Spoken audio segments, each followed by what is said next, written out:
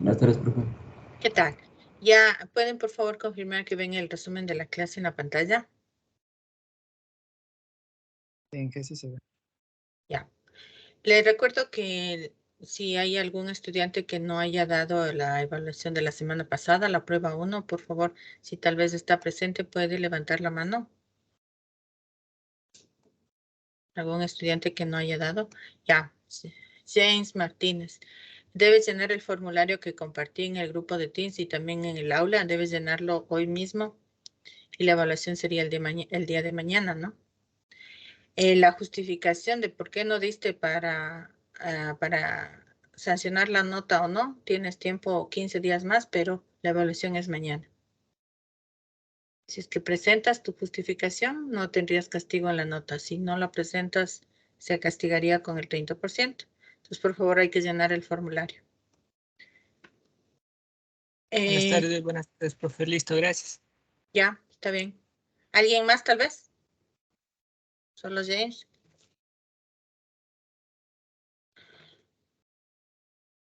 Creo que eran dos estudiantes de este grupo.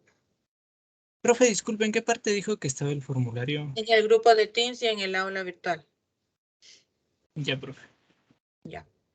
Entonces vamos a iniciar la clase donde nos quedamos la clase anterior.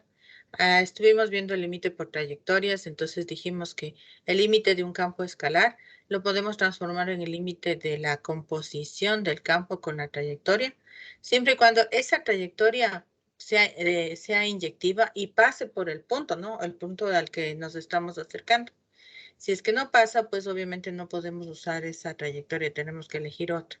Entonces, al transformarle el límite de esta manera, se transforma en el límite de una sola variable en función de t, y eso ustedes ya pueden trabajar, levantar la indeterminación de alguna forma adecuada y poder evaluar el límite para que tenga un único valor.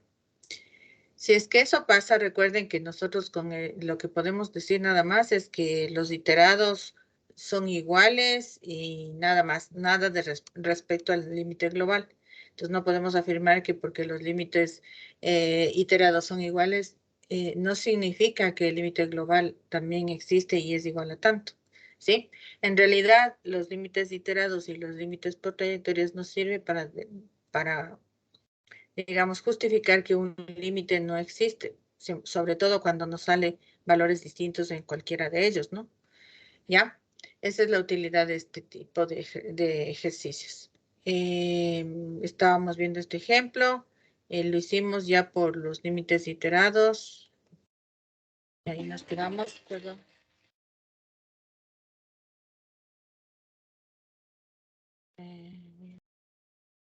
Un ratito, solo le bajo el volumen porque si no, vamos a estar ya.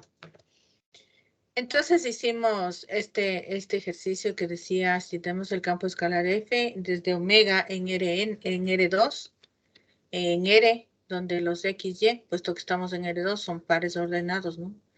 Se transforman en X cuadrado Y cuadrado sobre X cuadrado Y cuadrado menos X más Y al cuadrado. Obviamente, como es una fracción, sabemos que el denominador tiene que ser diferente de 0, porque si no, no existiría la función.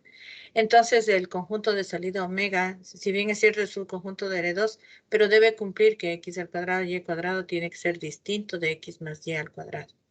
Uno de los puntos que hace que este denominador sea 0 es justamente 0. Si X vale 0 y Y vale 0, tendríamos 0 en el denominador, 0 en el numerador. Entonces, 0, 0 es un punto al que tenemos que ver qué pasa con el campo cuando nos aproximamos. X se aproxima a 0 y Y se aproxima a 0. Entonces, en primera instancia, calculamos los límites iterados. El primer límite, ¿no es cierto? Hicimos cuando X se aproxima a 0 del límite cuando Y se aproxima a 0. Reemplazando aquí, este límite nos sale 0. Y el límite de 0 es 0. Igual, si hacemos el otro límite iterado, cuando primero hacemos que X se aproxima a 0 y Y es constante, entonces este límite también salió 0. Los dos límites iterados son iguales a 0, pero no podemos decir nada del límite global. Entonces nos fuimos por el límite por trayectorias. Aquí pensamos que este es el punto 0, 0, ¿no es cierto? El origen. Entonces que estamos queriendo acercarnos a este punto y nos podemos acercar por esta trayectoria que está en rojo, que es Y igual a 0, por esta que está en celeste, que es x igual a 0, por esta recta en verde, que es y igual a x, y por esta otra recta, que es y igual a menos x. O por cualquier otra trayectoria, la única condición es que pase por el punto y que esa trayectoria sea inyectiva, ¿sí? Elegimos entonces en este caso la trayectoria esta azul que dice y igual a menos x. Esta es la ecuación de una recta que pasa por el origen y que tiene pendiente negativa menos 1.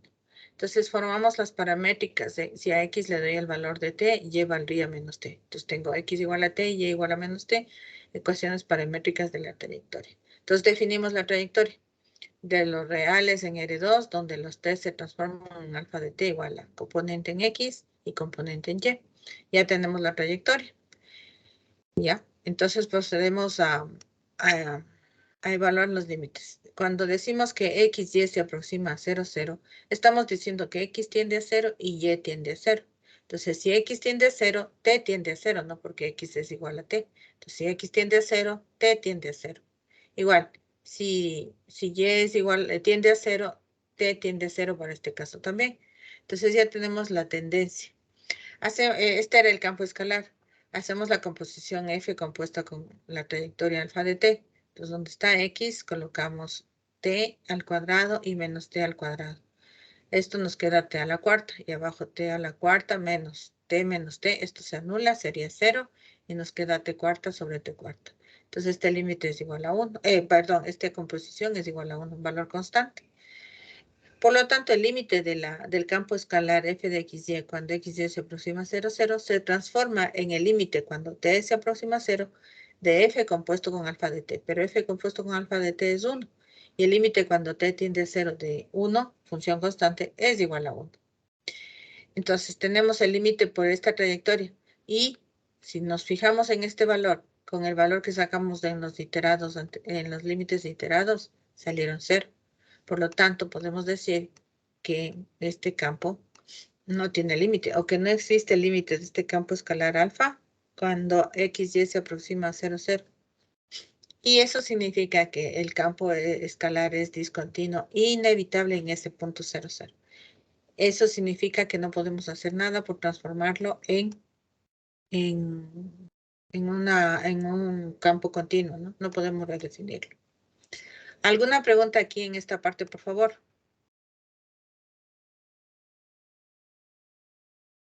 ¿Alguna pregunta?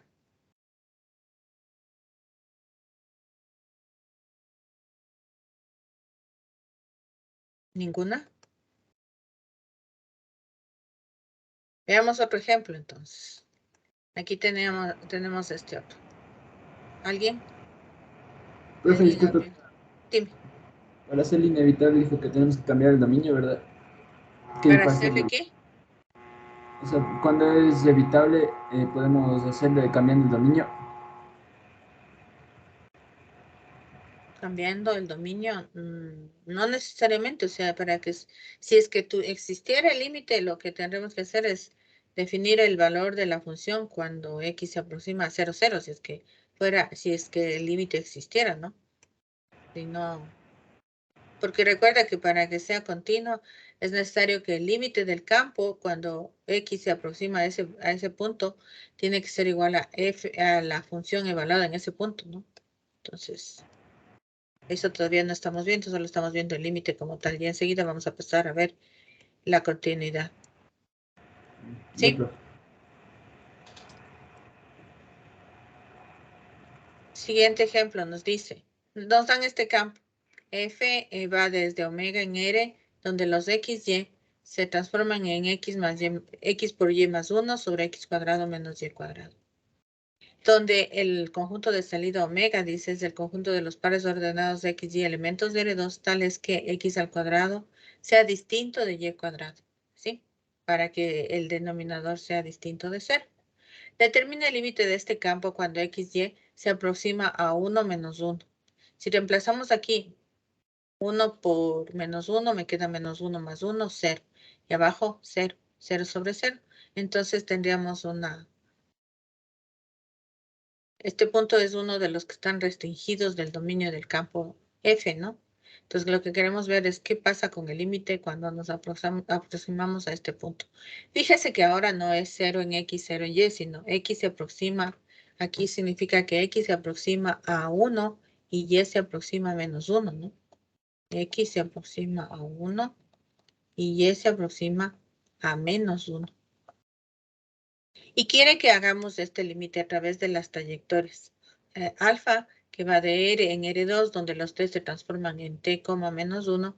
Y también que lo hagamos a través de la trayectoria beta, que dice R, va de R en R2, donde aquí ahora el parámetro es S, se transforma en S y menos S cuadrado.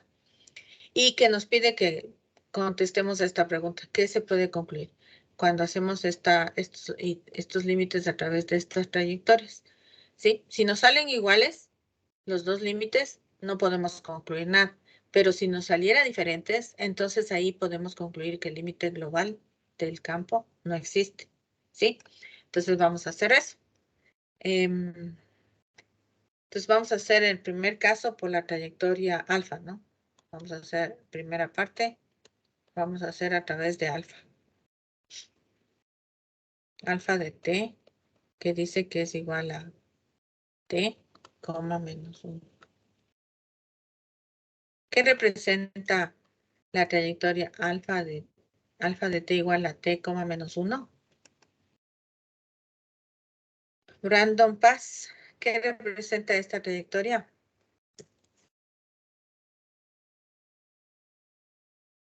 Un par ordenado. No es un par ordenado. Para que sea par ordenado sería un XY. Esta es una trayectoria. Alfa de t, donde la componente en X es t y la componente en Y es menos 1. ¿Qué representa en este caso esta trayectoria? O la representación gráfica de esta trayectoria, ¿qué es?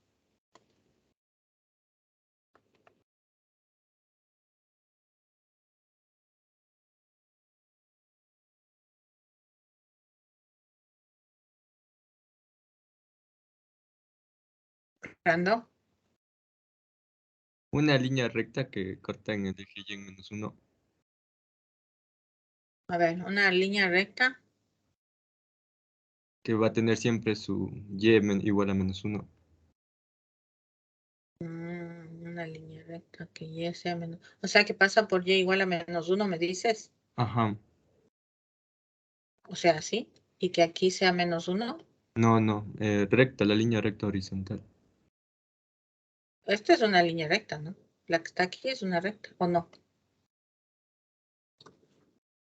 Sí, pero digo una línea horizontal. Horizontal. Ya, muy bien. Muy bien. Entonces, una recta paralela al eje X. ¿No es cierto? Acá tenía yo. Ahí está, si le ven.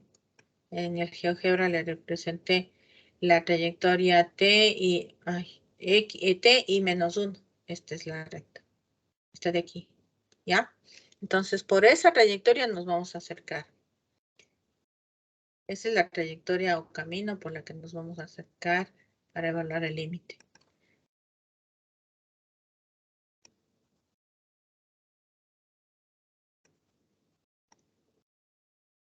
Ahí está, ¿no? Recuerden, esto es X y esto es Y. Aquí está menos 1. Y igual a menos 1, ¿sí? ¿Y a qué punto nos estamos acercando? Recuerde que nos estamos acercando a cuando X vale 1, entonces el acercamiento sería así, ¿no? A través de esta trayectoria nos estamos acercando así. A X igual a 1, ¿sí? Ya, entonces tenemos eso. Vamos entonces a hacer el límite. Ya tenemos las componentes. Sería el límite cuando X, Y se aproxima a 1, menos 1, menos 1 del campo f de XY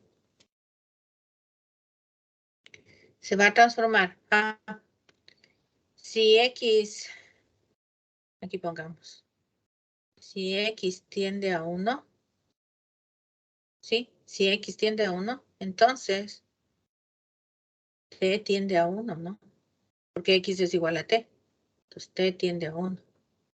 También podemos decir, si Y tiende a menos 1, como Y es igual a menos 1, entonces está bien, ¿no? ¿Sí? Entonces, a través de esta recta nos vamos. Con T tiende a 1. Entonces, se va a transformar en el límite. Cuando T tiende a 1, el campo. El campo es XY más 1 sobre X cuadrado menos Y cuadrado. Nuestro campo f de XY, el que queremos evaluar el límite, ¿no? Es igual a XY más 1 sobre X cuadrado menos Y cuadrado. Este es el campo. Ya. Entonces, haciendo la composición de donde está X, colocamos T, ¿no es cierto? Entonces sería T por Y, que es menos 1, más 1, sobre X al cuadrado sería T cuadrado, menos 1 al cuadrado, ¿no? Entonces esto se va a transformar en el límite cuando T tiende a 1. T en el numerador nos va a quedar menos T, 1 menos T, ¿no? 1 menos T. Y abajo nos va a quedar T cuadrado menos 1. Así está. Si reemplazamos 1, nos queda 0 y abajo 0. Pero podemos nosotros, como hay una indeterminación, uno de los primeros procedimientos que se debe probar es factorizar numerador y denominador. En este caso, en el numerador no hay nada que hacer. Máximo podríamos... Sí, no podemos hacer nada ahí. Solo cambiar el orden, ¿no? Y abajo vamos a hacer t menos 1, como es una diferencia de cuadrados. T menos 1 por t más 1.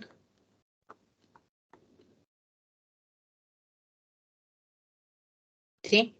Cambiamos el signo arriba, sacando factor común menos 1.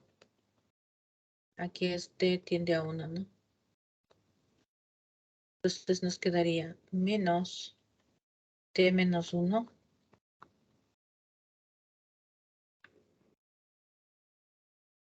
y abajo t menos 1 por t más 1.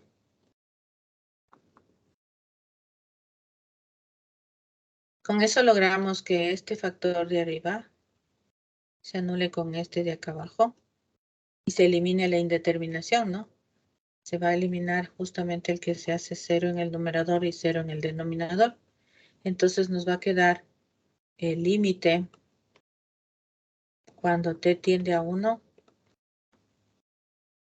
de menos 1 sobre t más 1.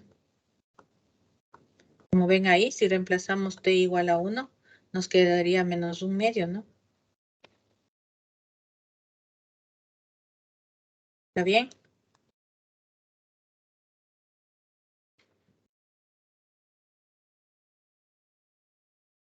Entonces ahora lo que hicimos es que el límite cuando x, y se aproxima a 1, menos 1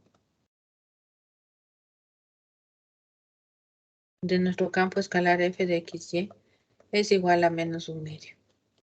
Pero este valor tiene que también salir cuando, digamos que supongamos que también nos saliera menos 1/2 cuando hacemos con la trayectoria beta. Podría ya decir que el límite existe y es igual a menos 1/2. Si es que me sale Alexis Vallejo.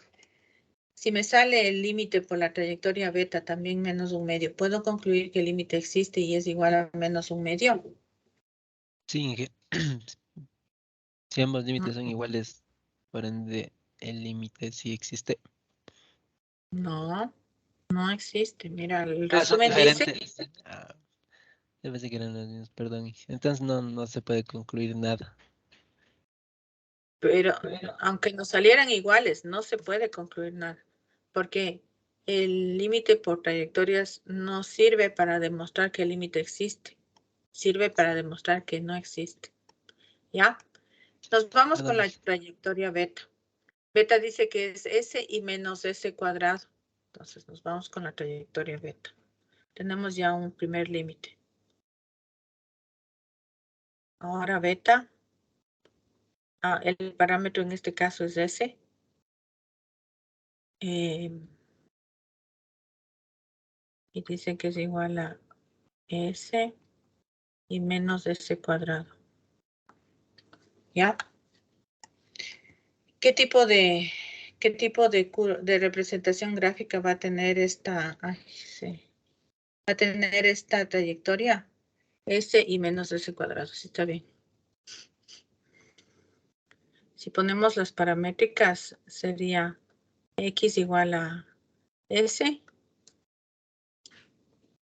y Y es igual a menos S cuadrado.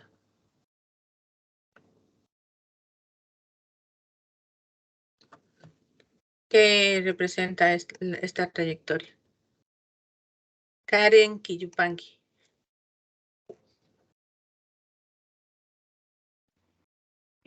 Representa una parábola cóncava hacia arriba.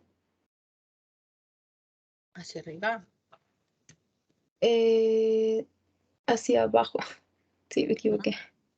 Ya no, si este elevo al cuadrado, si esta primera ecuación elevo al cuadrado, nos quedaría X al cuadrado es igual a S cuadrado. Sí, entonces podría igualar acá. ¿Y qué me quedaría? Y igual a menos S cuadrado. Menos X cuadrado, perdón. Entonces esta es una parábola.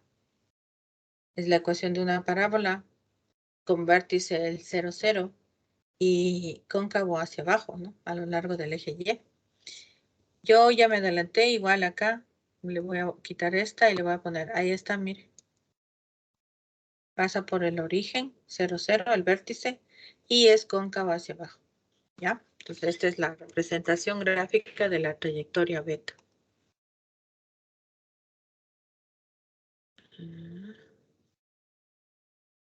Siempre, como les ha dicho varias veces, siempre es bueno tener la representación gráfica de todo lo que se pueda, porque eso nos va a ayudar a entender mejor lo que vamos haciendo.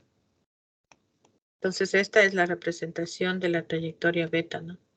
Beta de S en este caso. Ya. Entonces, ¿qué tenemos que hacer?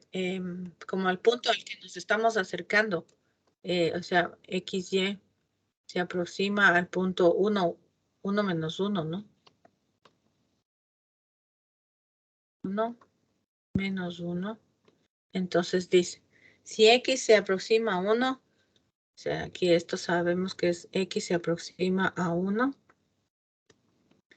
y Y se aproxima a menos 1.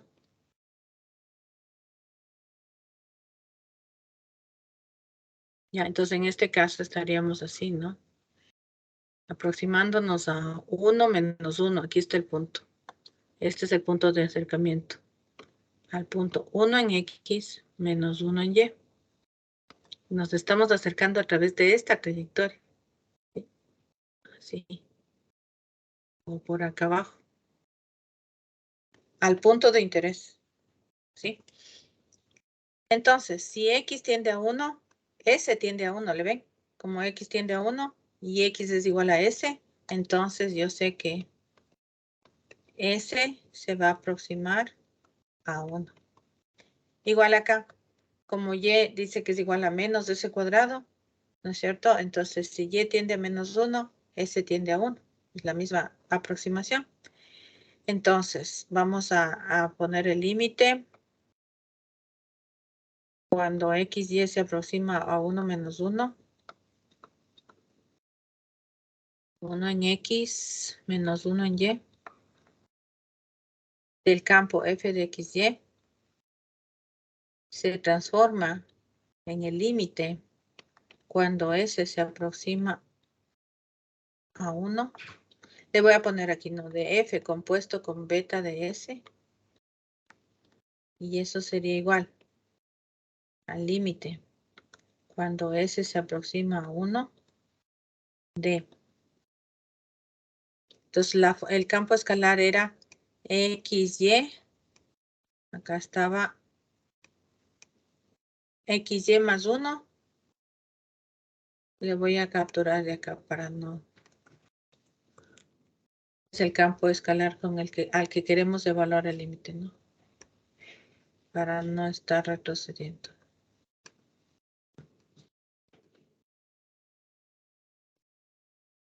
Aquí le voy a pegar.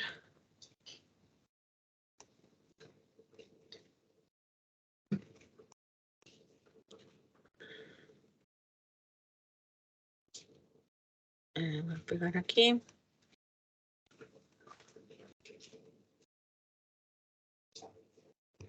Ya, entonces, donde esté X, tengo que poner S. Entonces sería S por Y, pero Y vale menos S cuadrado. Más 1. Sobre X al cuadrado, que sería S cuadrado. Menos Y al cuadrado. Menos S cuadrado al cuadrado. ¿Sí? Hacemos las simplificaciones que se puedan. Entonces arriba nos va a quedar menos S cubo más 1. Sería 1 menos S cubo sobre S cuadrado menos S cuarto. Si reemplazamos cuando S tiende a 1, nos quedaría 1 menos 1, 0. Y abajo también 0. Entonces estaríamos en un caso de 0 sobre 0. Indeterminación. Tenemos que levantar la indeterminación. Como ya se dijo, uno de los primeros procedimientos es factorar. ¿Cómo quedaría? ¿Cómo factoro arriba el numerador y cómo el denominador?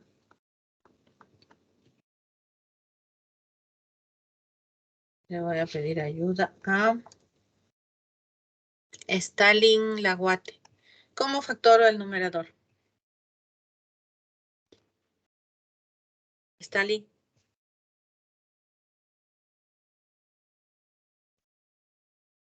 Stalin no está. Anoto Stalin entonces. Stalin Laguate. No está. Luis Sandoval.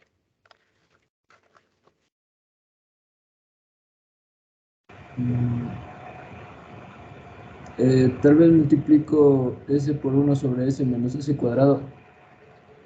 A ver, ¿cómo? ¿Cómo me dices? Multiplico S por 1 sobre S sobre menos S cuadrado. ¿Por qué? No, S ¿Cómo cuadrado sería, factoro el numerador? 1 menos S al cubo, ¿a qué es igual? podría multiplicar S cuadrado por 1 sobre S cuadrado menos S. 1 sobre S al cuadrado, ¿por qué? De ahí, cuando el denominador se puede sacar factor común S cuadrado y tal vez puedo simplificar. No. Solo fíjate en el numerador ahorita. Factorar el numerador. ¿Cómo se factora? Es 1 menos S por 1 más S por más S al cuadrado. 1 menos S Ajá. por, 1 más S al cuadrado. ya, ahí sí, más S y más S cuadrado. Ah, caramba, no sale. Más S cuadrado. ¿Ya? Y abajo voy a sacar factor común S cuadrado. Entonces me va a quedar 1 menos S cuadrado. ¿Ya? Esto me hace falta factorar otra vez abajo.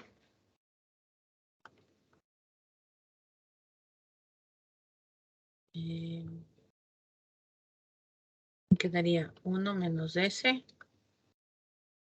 Arriba no puedo factorar más.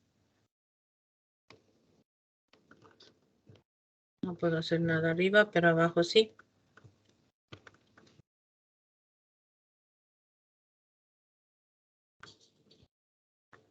Entonces quedaría S cuadrado que multiplica a 1 menos S por 1 más S.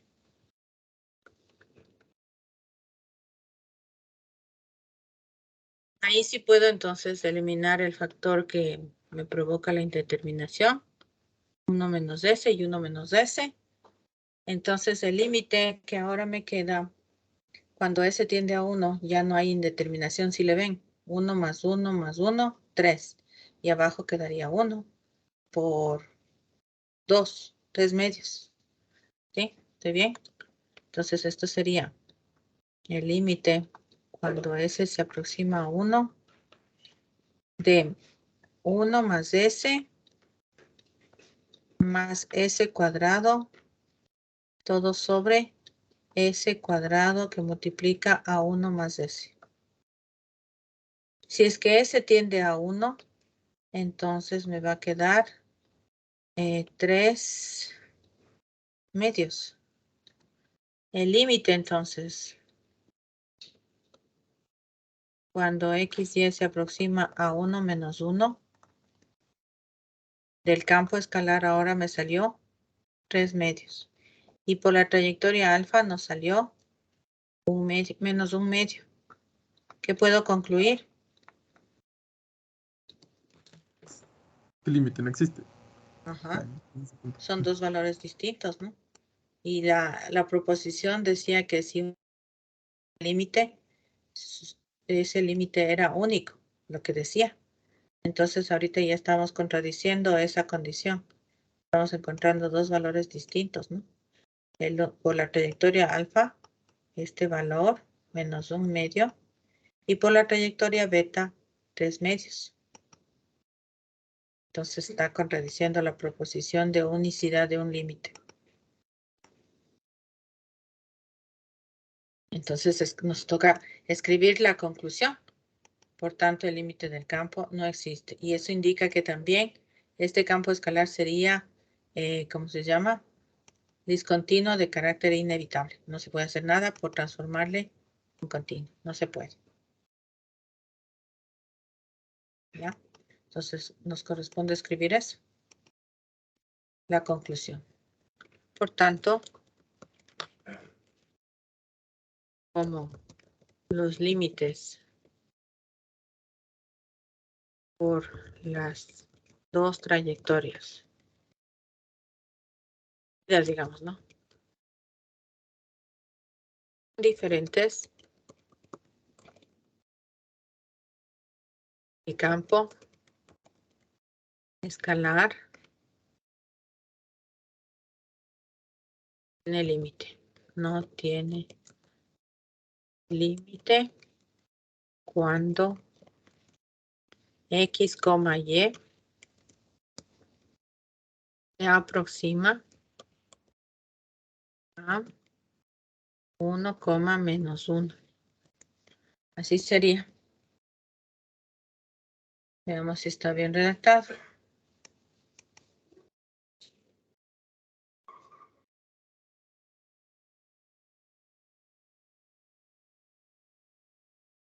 Ya, por tanto, como los límites por las dos trayectorias escogidas son diferentes, el campo escalar F no tiene límite cuando X, Y se aproxima a 1 menos 1. Así sería. Y para hacer esto hicimos por dos trayectorias distintas. Una trayectoria, la trayectoria beta, que es esta parábola, cóncava hacia abajo y con vértice el 0, 0. Y la otra trayectoria por la cual nos acercamos al punto 1 menos 1. Ah, caramba. Es este, ¿no? Aquí está el punto también. No le señalé, pero aquí estaba el punto al que me estoy acercando. 1 en X menos 1 en Y.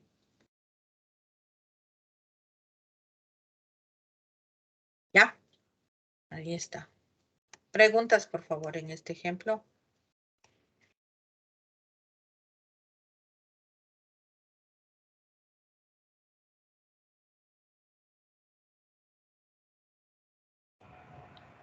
Profe, Sí, dime. los puntos 1 y menos 1 en la trayectoria beta son elegidos al azar, ¿no es cierto? Aquí dice, determina el límite del campo cuando x, y se aproxima a 1 menos 1. 1 menos 1 es uno de los puntos que hace 0 al denominador. Si x vale 1 y y vale menos 1, el denominador se hace 0. Entonces, 1 menos 1 es un punto que está excluido en este campo escalar, en el dominio del campo escalar F. Ah, ya, Igual profe. sería 0, 0, ¿no? Si x vale 0 y y vale 0 también sería. Entonces, otro punto de análisis sería el 0, 0. Ver qué pasa en 0, 0, si existe o no existe el límite, ¿no? Eso podrían ustedes hacerlo. Ya, profe, gracias. ¿No? ¿Algo más?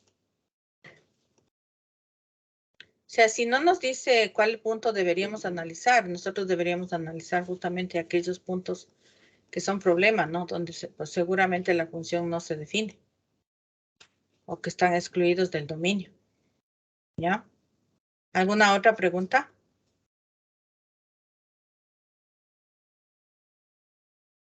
No sé, creo que esta clase todavía no estaba compartida. No me acuerdo, pero en todo caso ya les pongo acá.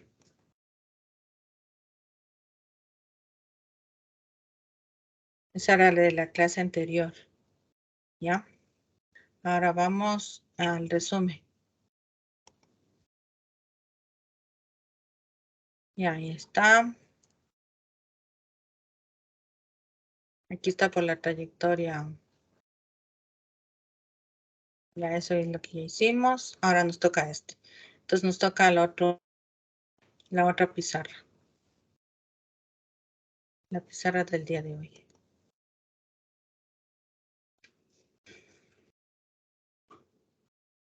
Del 13, esta.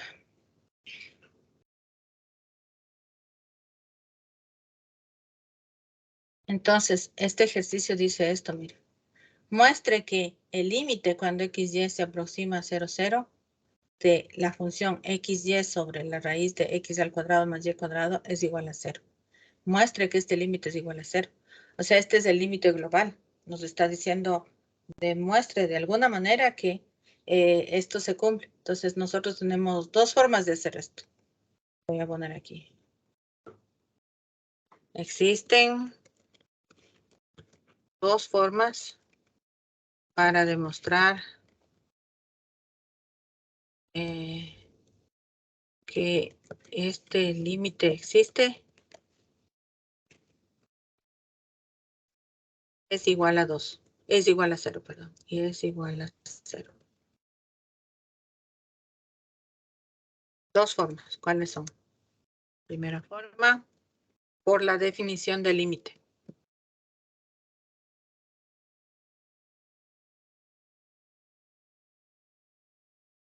Segunda forma,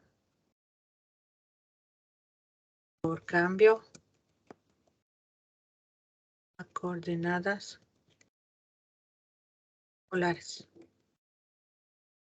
Dijimos que nosotros en este curso no vamos a ver límites demostrados a través de definición, porque nos tomaría mucho tiempo irnos por ese camino, digamos, ¿no?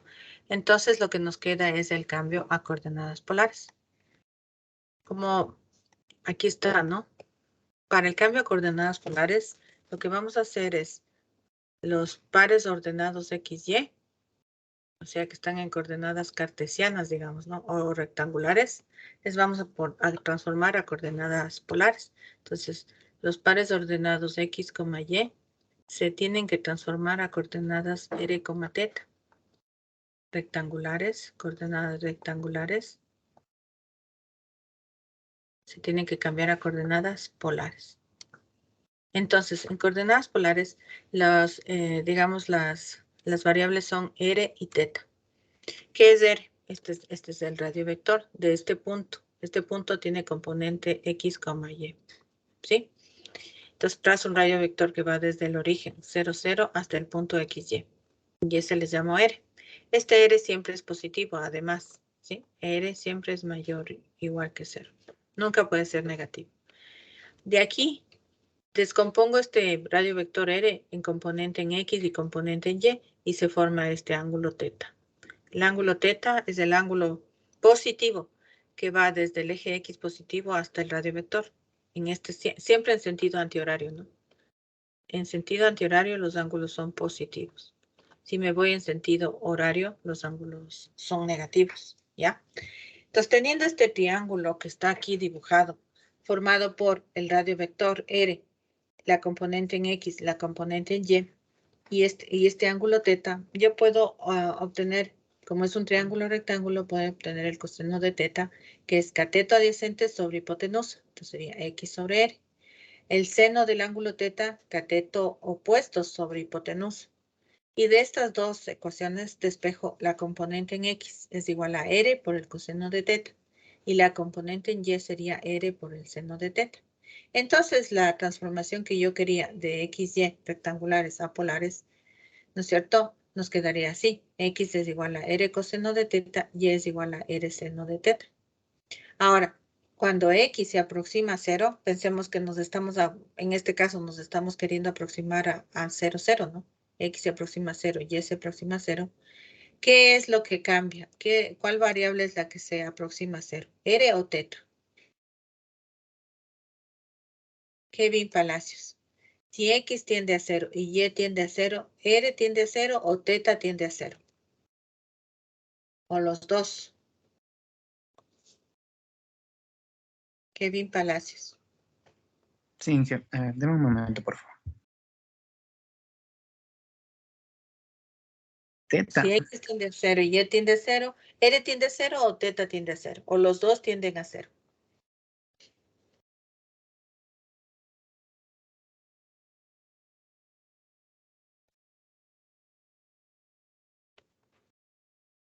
El radio no puede tender a 0, sería el ángulo. ¿Por qué? ¿Por qué dices que R no puede tender a 0?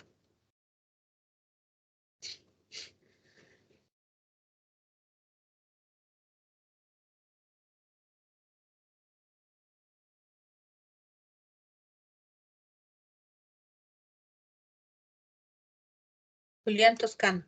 Si X tiende a 0 y Y tiende a 0, R tiende a 0, teta tiende a 0, ¿sí o no? Los dos, uno solo, ¿y por qué?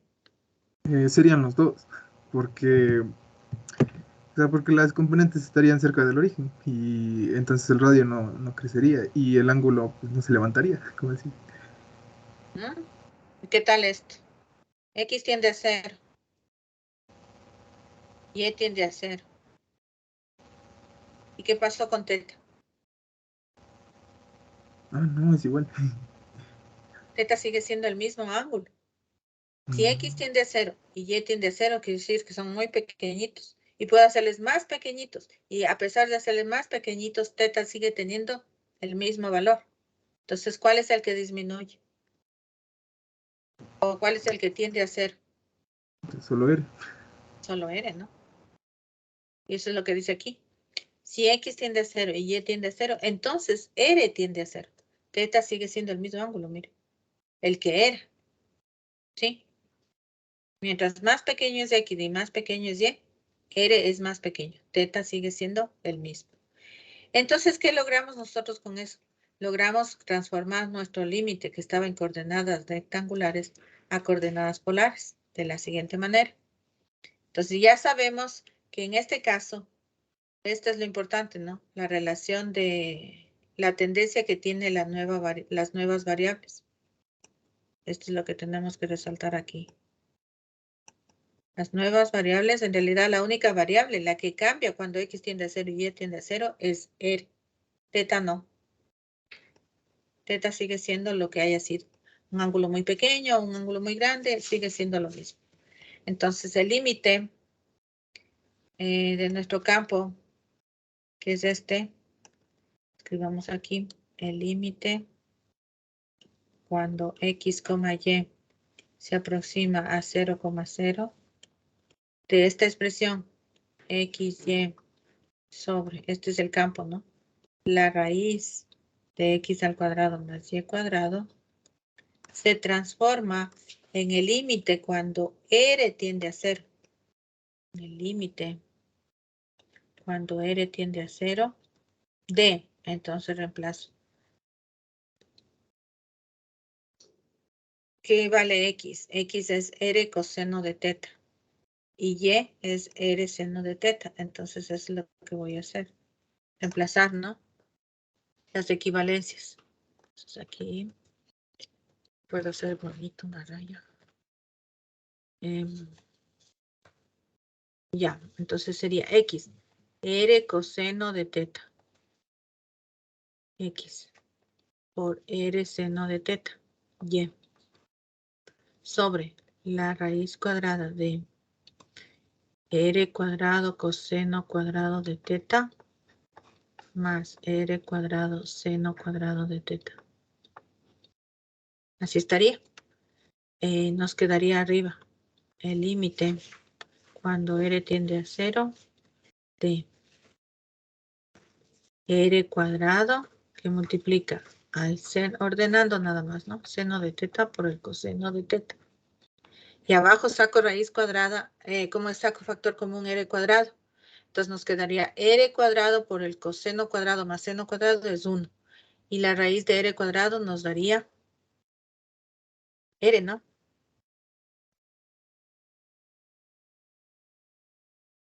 Sería, en realidad, quedaría, les pongo aquí, la raíz cuadrada de R cuadrado. ¿Así? ¿Cuánto nos queda abajo?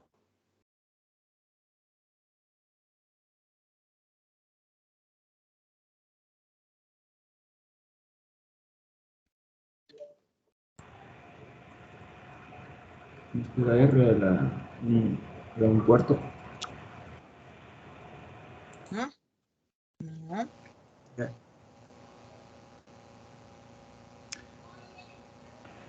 Perdón, profe, nos queda R. Solo R. No, el valor absoluto sería de R. Valor absoluto. Muy bien. Valor absoluto de R. Muy bien. Porque acuérdese, la teoría del valor absoluto dice que la raíz cuadrada de X al cuadrado es igual al valor absoluto de X. Sí. ¿Eso qué significa? Que si yo le quito el valor absoluto,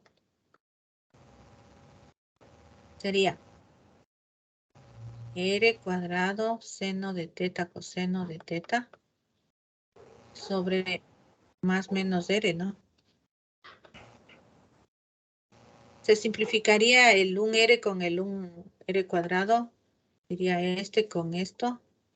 ¿Y qué nos quedaría? Esto sería igual a más menos, si quieren este más menos acá afuera, el límite cuando R tiende a 0 de R por el seno de teta y por el coseno de teta. Si R tiende a 0, este límite vale 0. Y 0 por más menos 1 es 0, ¿no? Entonces quedó demostrado que el límite cuando X y se aproxima a 0, 0,0 de este campo escalar es 0. Para hacer esto, lo hicimos a través de el cambio a coordenadas polares.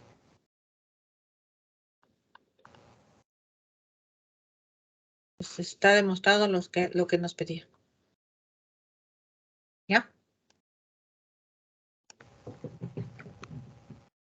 Entonces, esta es una forma de demostrar de que un límite existe, aparte de hacerlo por la definición. Cambio a coordenadas polares. Pero, lamentablemente, este método de cambiar a coordenadas polares no sirve para todo tipo de límites, ¿no?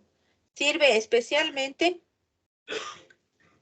para funciones que son así, son fraccionarias, donde tengo un numerador y un denominador, y donde las variables de x y están elevadas al cuadrado, que se facilita más, porque si no, la expresión se podría hacer muy grande, se podría dificultar, y no me serviría, ¿no? Porque se supone que transformar a coordenadas polares es para acortar el cálculo, ¿no? Para acortar todo el procedimiento.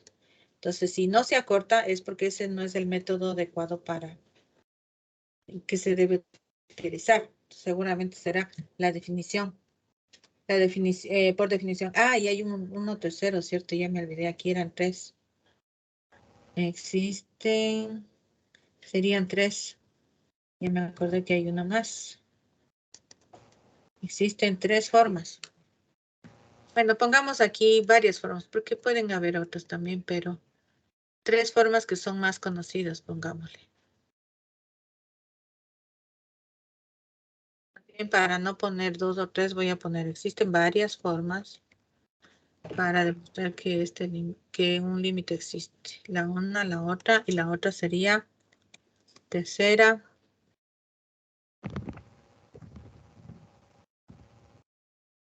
Es pero se va a llevar esto, se va, sí. Ay, no me deja.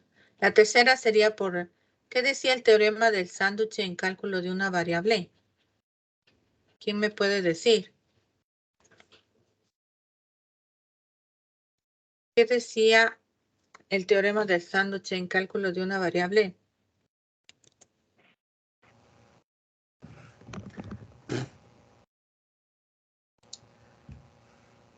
Sí, no me acuerdo. Dime. Si el límite de una función está en medio de otras dos funciones que tienen el mismo límite, es igual al límite de... Eso, muy bien.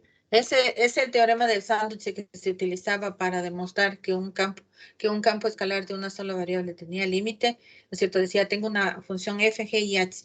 Si la f es la que está en el centro y existe una g y existe una h, donde la g es menor que f y la h es mayor que f, y si estas dos de los extremos tienen límite, entonces la del centro, la que está en el medio, también tiene límite y es el mismo valor. ¿Sí? Entonces es otro procedimiento que también se puede utilizar. Pero este ejemplo básicamente consiste en aplicar el cambio, la transformación de coordenadas. ¿Sí? Transformación de coordenadas. Y vamos a usar este mismo de la transformación de coordenadas para el siguiente ejemplo. Si nos alcanza, uy, ya se acaba el tiempo. X, Y, 1 hora no alcanza para nada en realidad.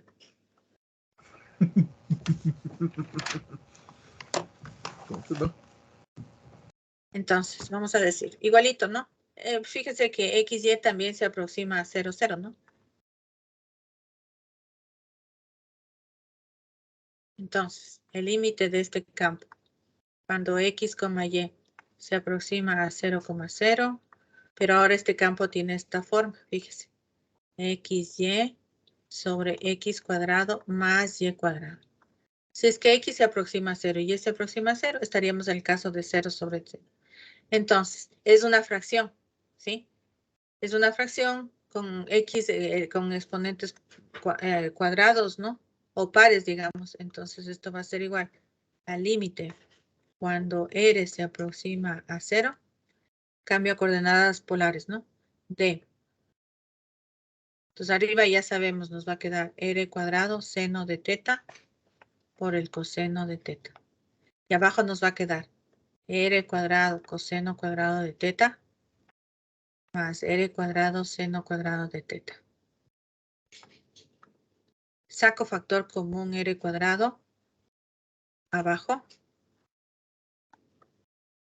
Entonces nos va a quedar R cuadrado seno de teta coseno de teta sobre R cuadrado. En este caso, este se simplifica con este y nos va a quedar el límite cuando R se aproxima a 0 de seno de teta por el coseno de teta. ¿Cuánto vale ese límite? Brian Mayorga. ¿Cuánto vale ese límite cuando R se aproxima a 0? Brian. ¿Perdón? ¿Me escucha? Sí. Debería darme seno de teta, coseno de teta. Muy bien. Porque no depende de R estos dos, ¿no? Seno de teta, coseno de teta, es como que fuera constante. Entonces nos queda aquí seno de teta, coseno de teta, Y entonces, ¿este límite existe o no existe? Porque dice, muestre que este límite no existe. ¿Por qué dice que no existe? Roy Tufiño. ¿Por qué dice que no existe? Ya llegamos aquí. Ya no se puede hacer nada más. ¿Por qué podemos decir que no existe? Buenas tardes, Inge. Buenas tardes. No, no haría falta tal vez hacer por trayectorias o para darnos cuenta que no son iguales o por iterados. No. No, ya, o sea, este ejercicio dice, demuestre que este límite no existe.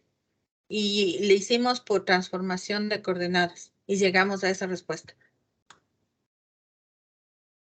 ¿Qué significa?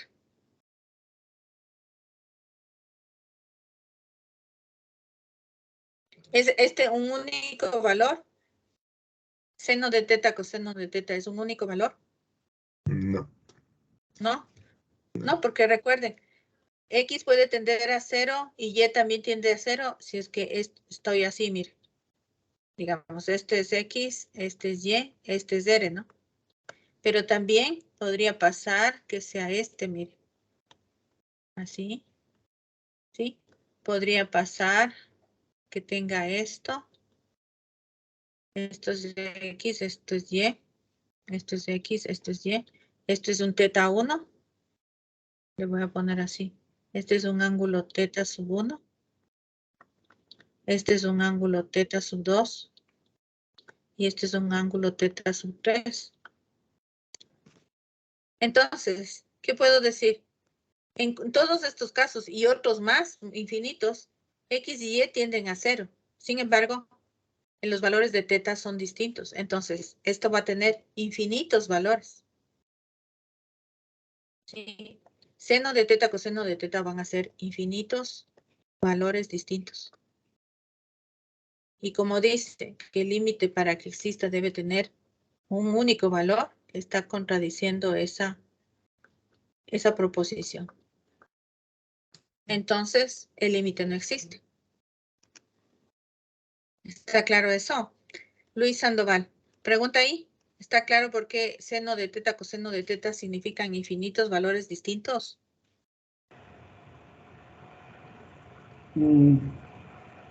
¿Podría repetir, profe? No lo entendí muy bien, por favor.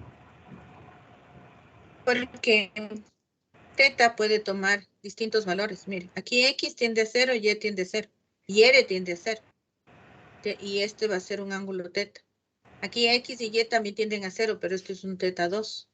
Y aquí X y Y también tienden a 0, pero este es un ángulo teta 3. Entonces podría tomar un teta 1, un teta 2, un teta 3 o cualquier otro valor de teta. Y X y Y tienden a 0 y Y tiende a 0. Entonces este valor seno de teta, coseno de teta puede tomar infinitos valores distintos. Por lo tanto, el límite sería igual a un valor, no a un valor, sino a un conjunto de valores diferentes. Y como contradice la proposición de unicidad del límite, entonces se concluye que el límite no existe. ¿Sí?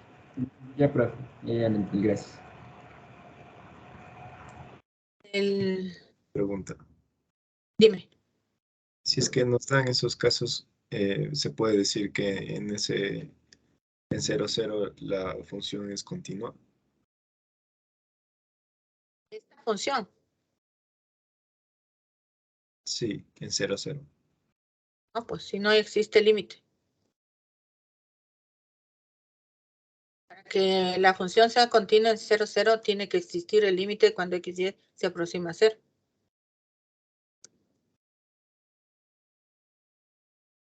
Ya, profe, gracias. No es continuo. No existe el límite, ¿no? Esto contradice la proposición de unicidad del límite, me falta poner. Del límite. Un campo escalar. que decía, si es que el límite de un campo existe, este tiene que ser único. Así decía, ¿no? Pero pueden ser infinitos valores, ¿no? Y además, como el campo no tiene límite cuando x y se aproxima a 0, entonces también puedo decir que es discontinuo inevitable, ¿no? Discontinuo inevitable. Justamente el enunciado decía, muestre que este límite no existe. ¿Sí? Mientras que el anterior decía, muestre que este límite es igual a 0. O sea, existe y vale 0, sería en otras palabras, ¿no? Los dos casos hemos hecho por cambio a coordenadas polares. Nos faltaría hacer el caso de la, ¿cómo es? Aplicación del teorema, de la extensión del teorema del sándwich. Ese nos faltaría hacer para otra forma de verificar. Pero igual, recuerda, este procedimiento de cambio de coordenadas se aconseja cuando son funciones fraccionarias, donde tenemos las variables de x, y elevadas a exponentes pares o exponentes pares, básicamente. Porque en otros casos se puede aplicar, pero no se va a facilitar, se va a complicar la expresión. La idea es que aplique esto, el cambio a coordenadas polares, y el proceso se facilite, ¿no? Y ya voy a detener la grabación porque ya me estoy pasando del tiempo. Listo, chicos, entonces revisen.